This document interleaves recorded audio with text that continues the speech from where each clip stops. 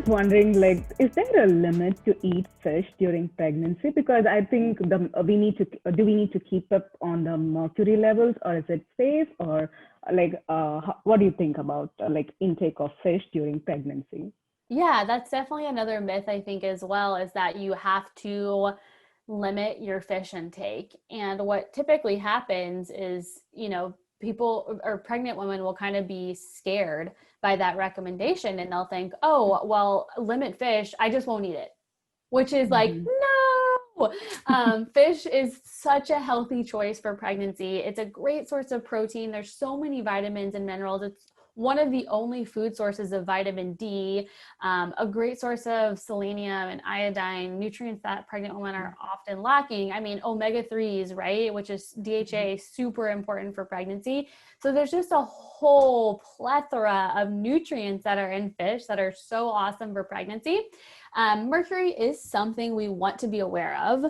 However, there are so many choices of fish that are low in mercury that you can absolutely enjoy.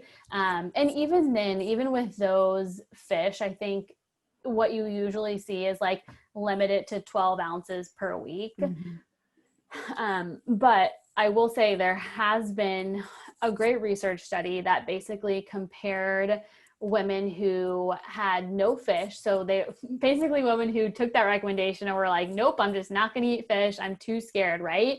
And then compared it with another group of women who enjoyed fish throughout their pregnancy.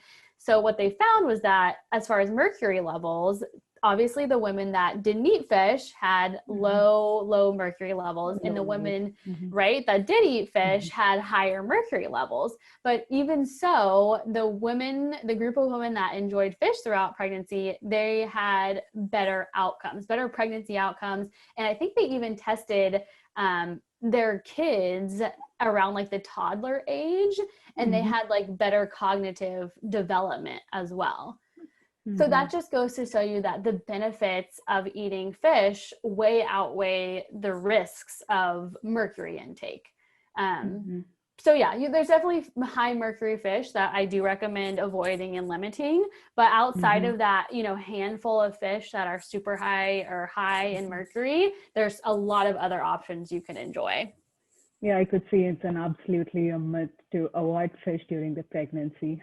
So the other thing I usually hear, like even from the women who were pregnant and who are like moms, like because when someone says like I'm pregnant, like many people, like many women out there, they themselves feel like a provider, then start giving advising on certain aspects. The very common thing I used to hear from people around me is like add saffron to your food and it will help to boost the complexion of the baby.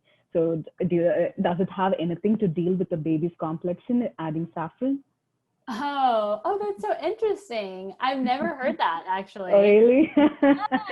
You know what? In like back in India, like the very common thing I used to hear, even now. So even now, few of my friends they really believe if they add saffron, the baby it adds complexion to the baby. So it's a very common thing I Really? used to yeah.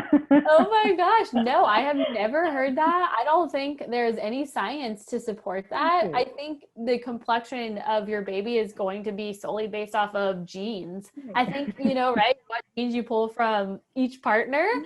I think that's the main determination of the color, your skin tone of your baby. That's so funny. I've never heard that. Yeah, the other thing, like I heard it like recently, but I have never heard it on my own. The pumpkins, and like add pumpkins like seeds to your diet, and so you can expect a baby boy. I was like really surprised. Really?